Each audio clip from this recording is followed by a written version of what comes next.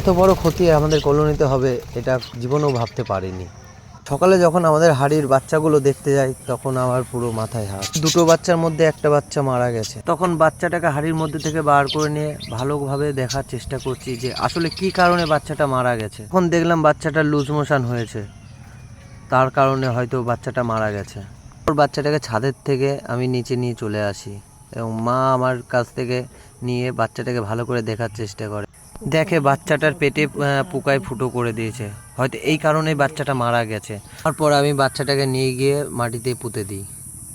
কি পোকার কারণে আমাদের বাচ্চাটা মারা গেছে, কি করলে আপনাদের বাচ্চা মরবে না, তো লং ভিডিওতে আমি সব বলে দেব। যারা চ্যানেলটা সাবস্ক্রাইব করেননি অবশ্যই চ্যানেলটা সাবস্ক্রাইব করে রাখুন।